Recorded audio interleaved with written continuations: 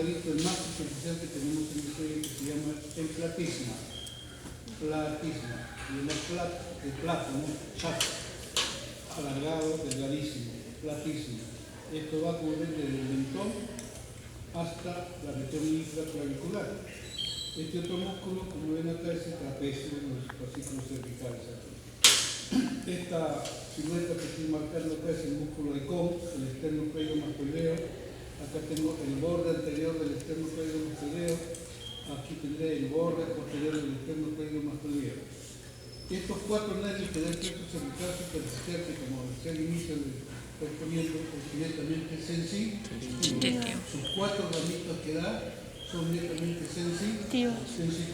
Vemos aquí la emergencia de esos cuatro nervios, y lo que señalamos con mi cursor es un área redondita donde por cuatro huequitos, por cuatro agujeritos se hacen superficiales estos nervios para ir a la piel.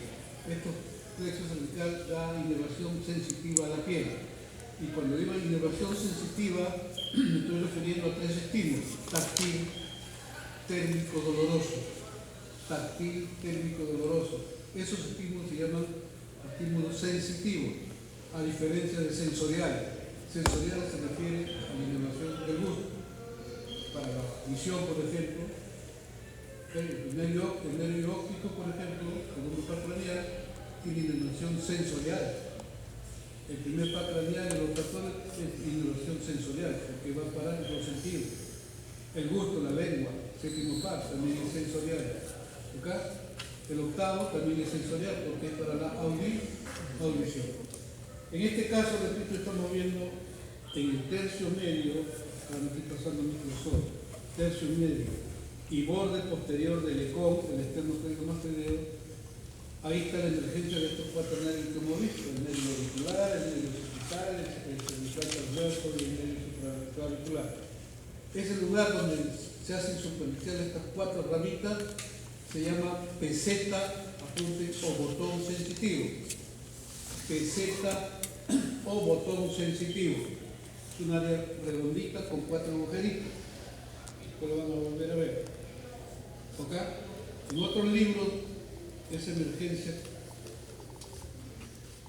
de los cuatro raíces que da el plexo cervical superficial, aparte de llamarla peseta o botón sensitivo, también se le llama punto de R.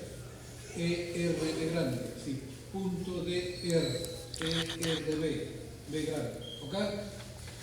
Por ejemplo, aquí estamos identificando, está con su nombre respectivo, el nervio occipital menor, el nervio occipital, el nervio occipital menor. Aquí tiene el nervio auricular, el auricular mayor. Este nervio occipital menor va a dar inervación sensitiva a la piel de nuestro glúteo, la región posterior de nuestra cabeza. En cambio, el nervio auricular mayor, que es este, da inervación a la piel que está por detrás de nuestro pabellón auricular, donde estoy tocando ahí mi orejita. ¿Ok? Ese es el nervio auricular mayor. Y la mayor inervación lo da este nervio transverso del cuello, que da inervación a toda la parte anterior de mi cuello, todo lo que me estoy tocando, toda esta parte. ¿Sí? Desde el borde de mi mandíbula hasta el mitad de mi clavícula. Pues ese sector está inervado por el nervio cervical transverso. ¿Listo? Y la última ramita, la descendente, que nace de la unión de C3 y C4, está señalando el nervio supraclavicular, que es este. Y miren cómo da inervación para la espalda, da inervación para el hombro, y también da inervación incluso hasta por debajo de la clavícula, o sea, hasta el pecho. Rama sensitiva. ¿Correcto? Bien.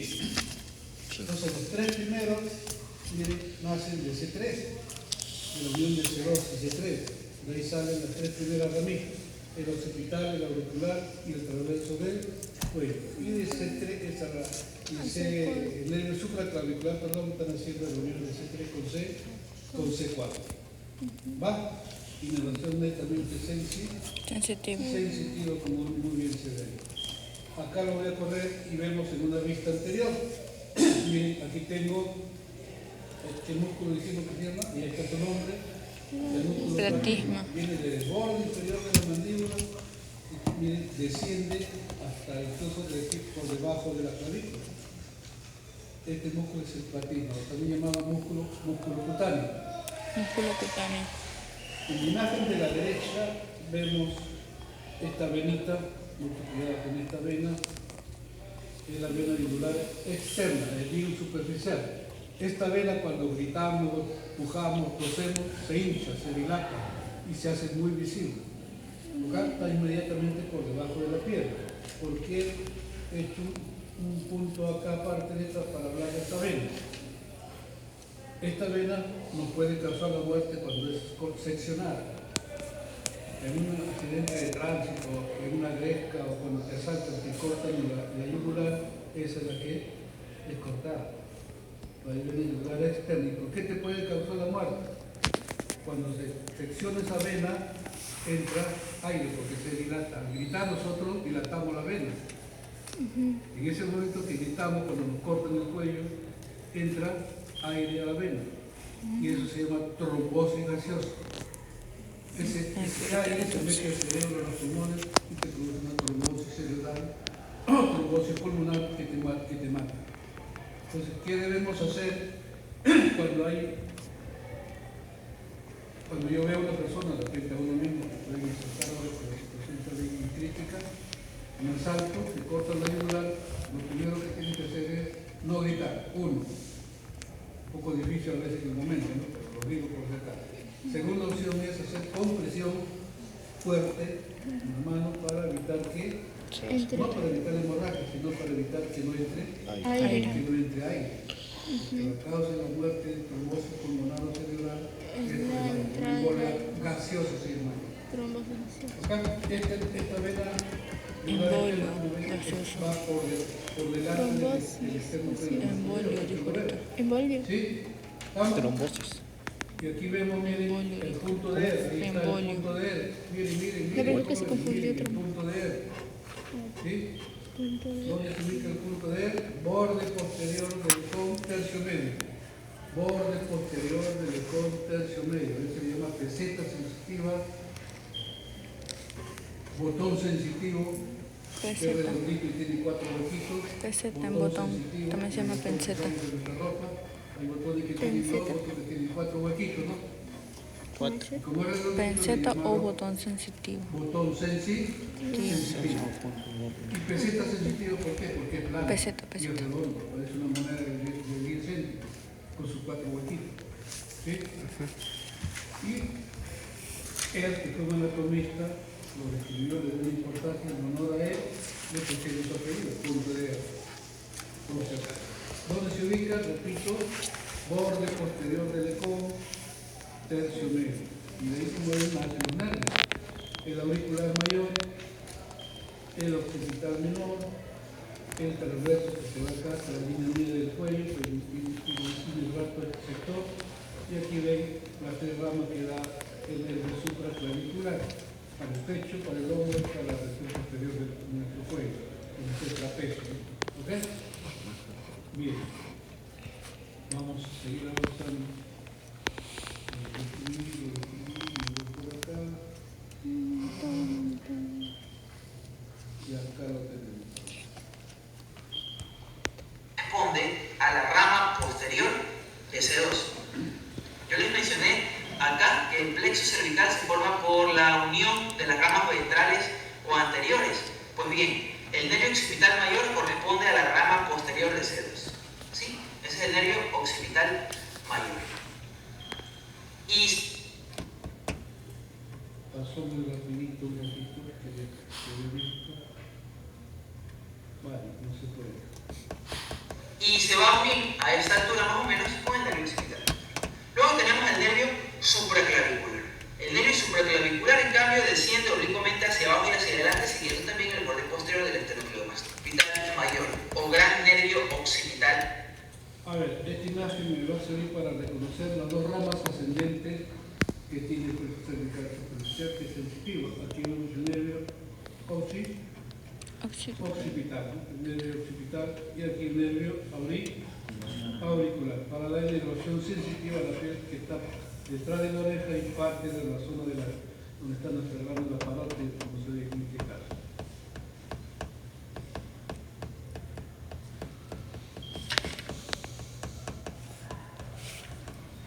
Esta imagen que estamos observando a la derecha, lo explico. Aquí tengo el músculo esternocleidomastoideo que está seccionado, sector proximal, y por acá abajo estaría su porción distal. Y ahí vemos tres vasos importantes que están por detrás del ecón. De azul, la vena yugular interna. De rojo, la vena carótida interna. Y entre ambos, este nervio, lo he metido ahí, entre ambos, el nervio vago. Esas tres estructuras mencionadas se llaman, apunten, paquete básculo nervioso del cuello. El paquete básculo nervioso del cuello, conformado por, de adelante hacia atrás, arteria carótida interna, nervio vago y yugular interno. Esos tres están envueltos por una membrana que se llama la membrana o la fascia cervical. Los tres están pegados ahí, los tres, no se pueden separar. Están envueltos en una sola fascia. ¿Ok? Y por eso se le llama paquete básculo nervioso del cuello, repito, conformado por la carótida interna, el nervio vago y la vena yugular interna. Está por detrás del ecón, por si acaso. En este caso aquí vemos Atrás del ecón. el nervio occipital, miren, el nervio occipital, el nervio auricular, perfecto, no se ve transverso porque se ha cortado y no veo las otras ramitas, es decir, no veo ni el transverso ni el supraclavicular, solamente estoy viendo el occipital, repito, y el auricular. Y acá encuentro este músculo es cruzado por este nervio, este nerviocito de aquí. Y aquí llega y luego va a meterse a cavidad torácica. Este es el nervio frénico. Este es el nervio frénico que ahorita vamos a ver de dónde se origina. Y desde adelante. Este nervio frénico se origina de la unión de C3 con C4. C3 con C4 se une. Y de aquí C3 con C4 se une y va a formar el nervio frénico como vamos a ver a continuación. En la imagen que estamos observando del perfil izquierdo del cuello, este nervio está descansando, echadito, sobre este otro músculo que lo estoy viendo acá. Ese se llama el escaleno anterior. El escaleno anterior. En el cuello, el escaleno anterior tiene su relación inmediata anterior con el nervio frénico. ¿Ya? Bien. Coro video. Dos ramos internos y dos ramos externos. Comencemos primero con los ramos ascendentes, que van a nacer directamente de seno y corresponde al nervio del recto lateral y al nervio del recto anterior menor. Bien, hago un corte ahí. De los músculos de los nervios motores que da el plexo cervical profundo, uno de ellos no es netamente motor, el nervio frénico. El nervio frénico tiene dos ramas, una rama motora para el diafragma y una rama sensitiva para la pleura parietal. Repito, el plexo cervical profundo da un nervio para todos los músculos del cuello. Excepto el nervio frénico, que tiene raíz motora para el diafragma y raíz sensitiva o rama sensitiva para la pleura parietal, inervación sensitiva para la pleura parietal. Corremos entonces. Que actualmente se conoce únicamente como recto anterior de la cabeza. Esos son los ramos ascendentes. Vamos ahora con los ramos descendentes. El primer ramo descendente va a nacer directamente del C3, C4 y es aquí donde interviene C5. No lo puede dibujar, no entró en la pantalla. Pero interviene C3, C4 y C5. Pero principalmente C4. Mucho ojo si nos preguntan. ¿Cómo se forma el nervio frénico? Se forma del C3, C4, C5, pero principalmente de C4. Ahí tenemos a nuestro nervio frénico, del cual hablaremos más en otra diapositiva. Explico lo siguiente. Este nervio frénico, el 80% del nervio está conformado por esa raíz que sale de C4 y un 20% por la raíz que da C3. Nervio frénico. Predominantemente del El C4. nervio frénico se origina de C4. C4. Que se cuela por aquí, por los refuerzos, por la línea. Y otros consideran que también el C5 le da una ramita, pero eso es muy raro. Los más frecuentes, C3 y C4. A predominio de C4. C4. ¿Acá? La otra rama descendente va a nacer directamente de C1, C2 y Nervio C3. frénico predomina Ahí del está C4 C1, y C3. C2 y C3. Hay alguna clave. Nervio frénico predomina del C3 y C4 más de C4. Es el asa cervical, antes mal llamada asa del hipogloso. Esta asa cervical que nace de este punto hasta acá tiene dos ramas. Más de C4. Esta rama se llama rama descendente, que nace directamente Tiene un del 80%. segundo. En cambio, esta otra ramita, el asa propiamente dicha, se origina de C2 y C, de la unión de C2 y C3. ¿Sí? ¿Vamos? Cuidado con eso. De esta asa cervical, más llamada antiguamente asa del hipogloso, van a ser 4 nervios. La asa cervical nace en 4 nervios. Va a inervar a los músculos infrayoideos. Apunten ese dato. El asa cervical da inervación a los músculos infrayoideos, que son 4, que lo voy a mencionar con calma. Uno de los 4. Uno, esterno yoideo. Es un músculo que va del esternón al hueso yoide. Esterno-yoideo. Otro músculo, el esterno-yoideo sería este de acá mismo. Este es el esterno-yoideo. Hacia abajo, Yoideo. Esterno-yoideo. Esterno-yoideo. Luego tenemos este otro de acá. Está pegadito al esterno-yoideo. Este músculo es el esterno-tiroideo. Esterno-tiroideo. Al cartílago tiroide. Y de ahí su nombre. Esterno-tiroideo. Tiroideo. Luego tenemos este otro músculo que está cortado acá, miren, me quita un cabo. Externo cortoideo. Y está el otro cabo. Este cabo va de la Externo clavícula. más tiroideo. De clavícula a hueso yoide. Del borde superior o borde cervical de la clavícula, ¿sí?, hasta el hueso yoide. Ese está cortado ahí. Ese es el músculo homoyoideo.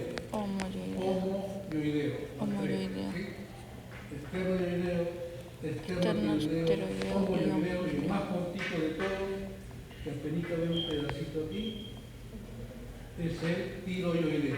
Va del tiroides al hueso yoide. Tiroyoideo. Estos 4 músculos, su rama motora nace del asa cervical. Esos son músculos.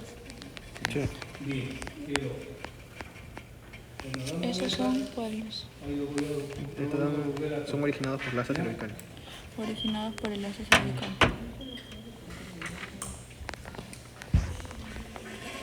Por las 4 asas Hoy cervicales. tengo hambre. El asa cervical da 4 Ahora sí, vamos a hablar de mastoideo. TAR corresponde a trapecio. Miren, voy a indicar todos los músculos, todos los nervios que dan inervación a los músculos de nuestro cuello. Habíamos visto el recto lateral, Lateral. el recto lateral. Para el recto anterior del cuello, largo de la cabeza, largo del cuello, ese es un músculo para hacer flexión de mi columna cervical. Flexión de la columna cervical. Así es. ¿Acá? Y luego vemos acá el nervio que da inervación, valga la redundancia, al romboide, al angular y al angular del hombro y al trapecio. ¿De dónde nace? De esta tercera asa. ¿Sí? C3 y C4. Estas son ramas motoras. ¿Sí? Todas son 100% motoras, excepto el nervio Frénico. Frénico. Excepto el nervio frénico, que tiene una ramita así, Sensitivo. una ramita sensitiva. Angular o elevador de la escápula y el romboide mayor y menor. Y de esta manera tenemos ahí a nuestro plexo cervical profundo, que recordemos es netamente motor, excepto el nervio. Ahora sí, vamos a hablar de este asa. Voy a explicar esto. Aquí miren, tenemos al nervio hipogloso. Al nervio hipogloso, que básicamente hay en relación a la lengua, pero da otra ramita para los músculos que están en el piso de la boca. ¿Ok? Y acá podemos ver el asa cervical. El asa cervical. Ahí también el asa cervical. Este es C3. Perdón, sí, este es C3 con C4, queda esta rama descendente, ¿sí? Y aquí tenemos otra rama del asa cervical que viene de C1, miren, C1 se pega al nervio hipogloso, va por el interior del nervio y luego se sale del nervio y desciende para formar el asa cervical. Por este hecho es que pensaban que esta rama descendente del asa cervical se originaba del nervio hipogloso, pero no era cierto.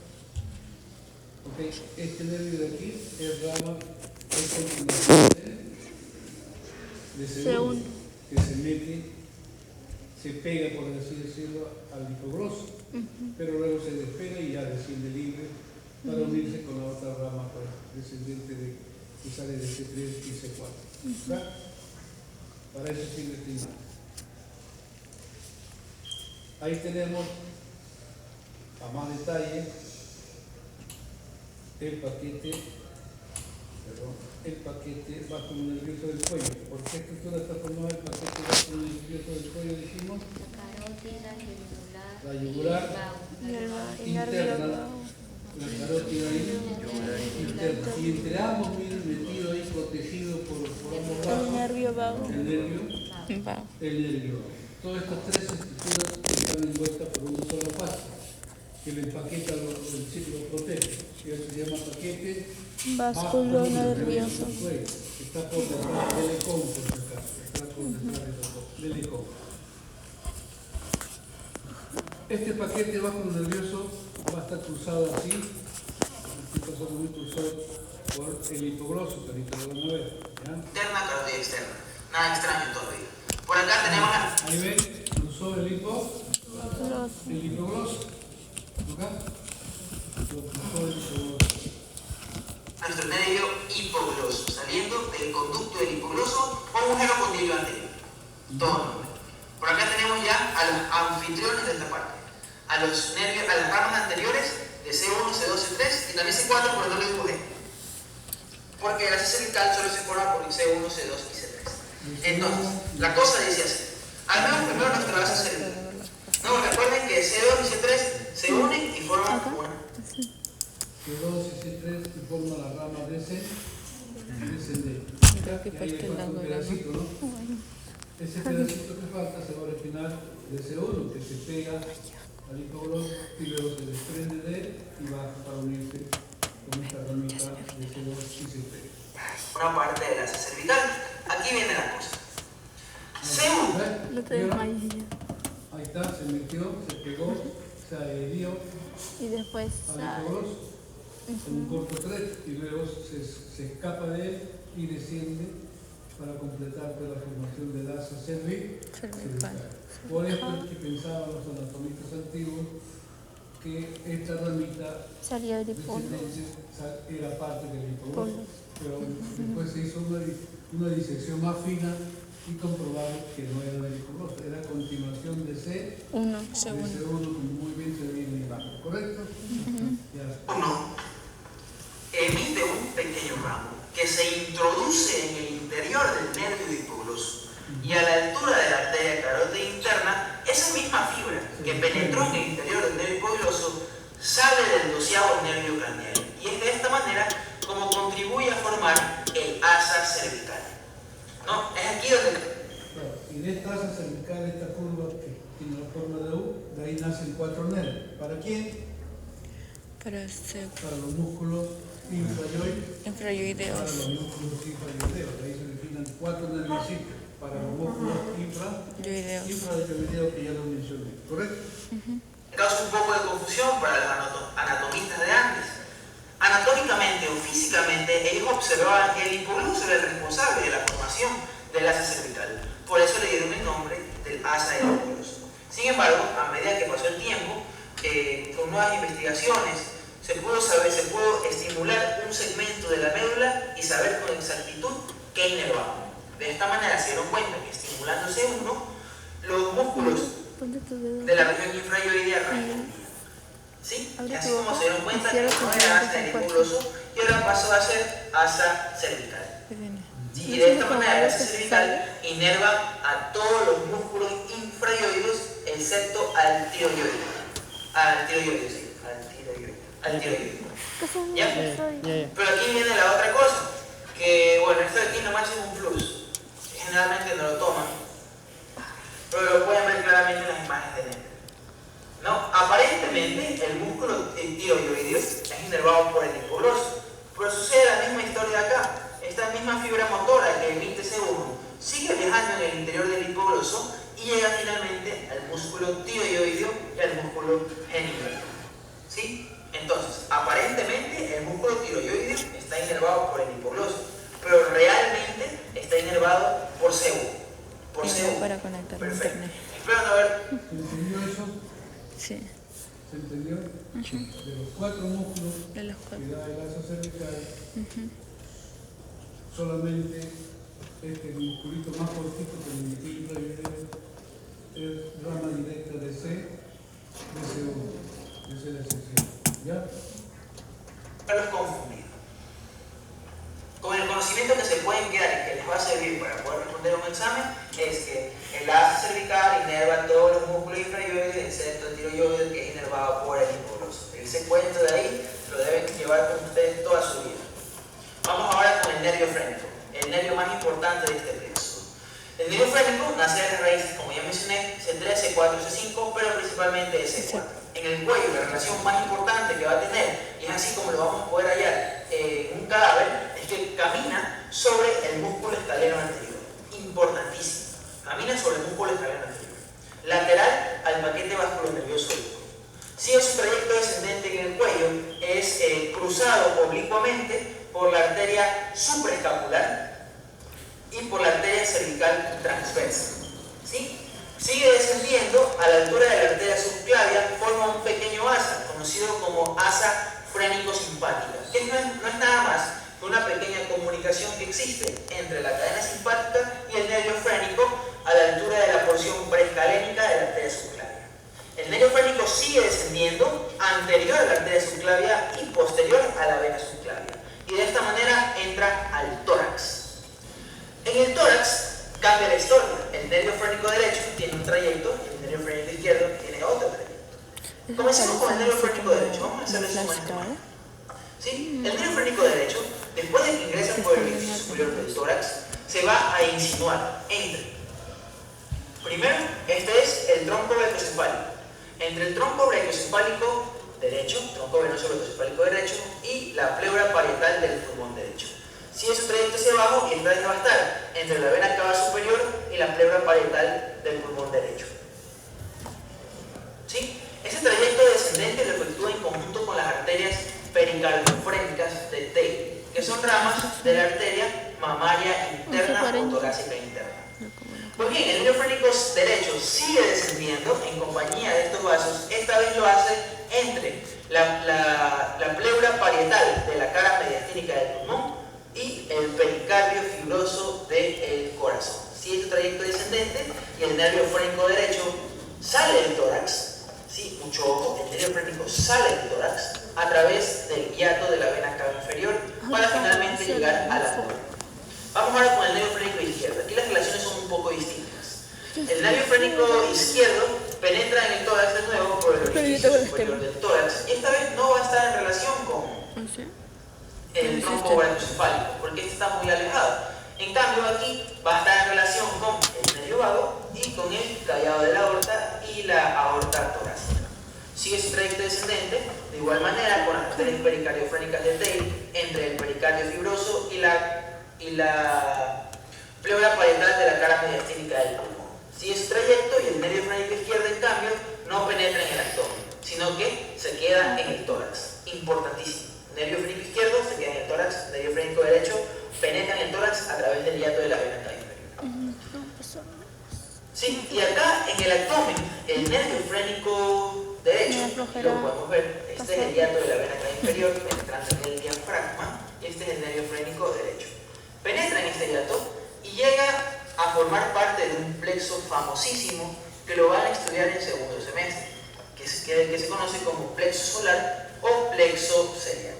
Y vemos cómo llega el nervio frénico a este ganglio de acá, que se lo conoce como ganglio celíaco o ganglio semilunar. En este caso, el frénico derecho termina en el ganglio semilunar derecho. ¿Sí? De manera general, podemos decir que los ramos motores del frénico van a inervar al diafragma, importantísimo. Mientras que los ramos sensitivos del frénico van a ir a la pleura del pulmón, al pericardio del corazón. El frénico derecho, como llega al abdomen, también va a inervar al peritoneo y va también a llegar a inervar a una serie de vísceras contenidas en la cavidad abdominal, porque justamente tiene relación con este plexo. A esta altura, esto ya no lo tienen que saber, pero un estudiante me dijo el semestre pasado que se lo tomaron. No recuerdo por qué semestre. A esta altura, donde el nervio frénico llega al ganglio semilunar o celíaco derecho, se forma un asa, que es el que se conoce como asa memorable de Weisberg, que se forma por la llegada del nervio plástico torácico mayor, ganglio semilunar y nervio vago derecho. Así se forma el asa memorable de Weisberg, esos tres componentes. Y acá se forma otro asa, que se llama asa de Leitner-Laber, que se forma entre el nervio vago derecho, el ganglio semilunar izquierdo y el nervio plástico torácico mayor. Eso para cirugía todavía es fallo. En fin, eso ha sido todo, chicos. Chicos y chicas, creo que ha sido muy resumido. Y El lo más video. importante, esto lo vamos a volver a reportar en la mesa. Ah, tu Mesa mesa. de Tomei para que quede más claro. ¿Ok? Bien. El día de hoy también deberíamos ver plexo lumbar. Plexo lumbar. Como es un tema un poco largo, no nos va a alcanzar tiempo, lo voy a dejar como tarea, y él va a ser evaluado para su PC2. Ya me contestó. ¿Okay? ¿En qué consiste la tarea? Dibujar a mano Dibujar. el plexo Lumbar. el plexo lumbar. Dibujar a mano el plexo lumbar. ¿Correcto? ¿Ya? Una carátula y el dibujo respectivo. No necesito folder, nada, por favor, no gasten en eso. Leyendo de folder que se Es como le entregamos solo las dos hojas en el ampón. 2 hojas nada más, su carátula y el dibujo respectivo. Engrampado. ¿Y dónde lo traigo? ¿Listo? Es solamente las hojas. El próximo martes. No, solamente Hoja sus nomás. hojas. Hoja nada más. Dibuja eso, mano, con todo su nombre. El plexo, ¿no? Con todo su nombre. El plexo lumbar. Plexo lumbar. El plexo lumbar. Sus ramos, tienen sus ramos. Como tenemos un poquito de tiempo, les voy a explicar lo siguiente, que lo vamos a reportar en la mesa de Tomei. Recuerden que nuestro sistema nervioso central está formado por cerebro, tronco encefálico, cerebelo y médula Espinal. espinal. Todo ese sistema nervioso central. El plexo cervical que acabamos de ver, tanto el superficial que es sensitivo y el profundo que es motor, nace de la médula espinal y se llama nervio Raquídeo. nervio raquídeo. ¿Verdad? Todo nervio raquídeo nace de la médula espinal. Los nervios craneales, 10 nacen del tronco encefálico y 2 nacen del cerebro. ¿Cierto? Eso ya lo tenemos claro. Ahora, ¿cuántos pares de nervios raquídeos tenemos? Que salen de la médula a la derecha y hacia la izquierda. Son pares. Son dos. 31 31 pares de nervios raquídeos. Esos nervios raquídeos, antes de formar los plexos, se dividen en 2 ramas. Repito, todos los nervios raquídeos a su vez se dividen en 2 ramas. Una rama posterior y una rama anterior. Una rama posterior y una rama anterior. Ojo, de la rama anterior, de ahí se originan los plexos que vamos a ver. Ya conocimos uno, hay 3 más. Hay 3 más. Y lo menciono de dónde a dónde, a partir de qué nervio raquídeo se origina. Repito, los plexos se originan de las ramas anteriores de los nervios raquídeos.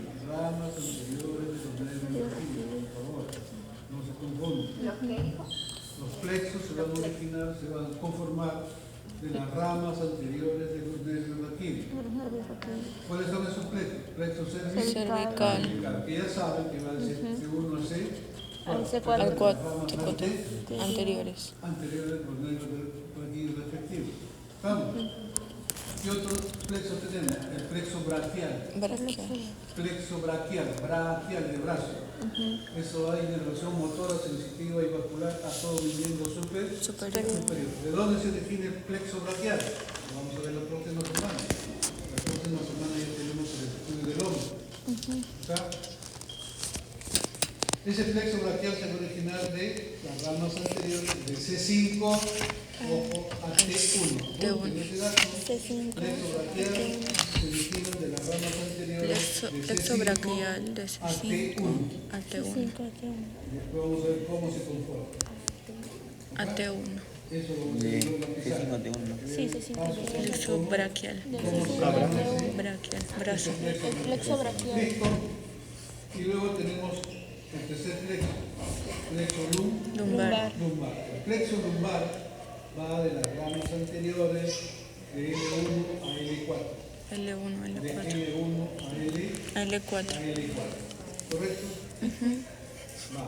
Esa da inervación básicamente a nuestro miembro. Entonces es el plexo cervical que va del C1 al C4, luego el braquial que va del C5 al T1 Y el plexo lumbar que del El L1 último a plexo, L4. el plexo sacrococcígeo. Plexo sacrococcígeo. Sacrococcígeo. Plexo cervical C1, C4. 4. Plexo braquial del C5 a T1. Plexo Lumbar del L1 a L4.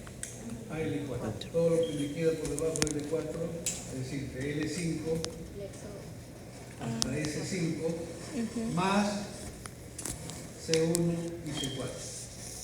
C significa coxis. Por eso se le llama plexo sacrococcígeo. Plexo sacrococcígeo.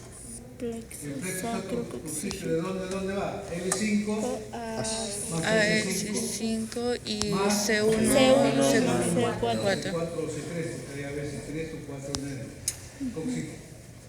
Oxígeno. ¿Estamos? Entonces le estoy dejando como tarea El plexo lumbar. El plexo lumbar. Por favor, tienen que dibujar sus raíces, cómo se mezclan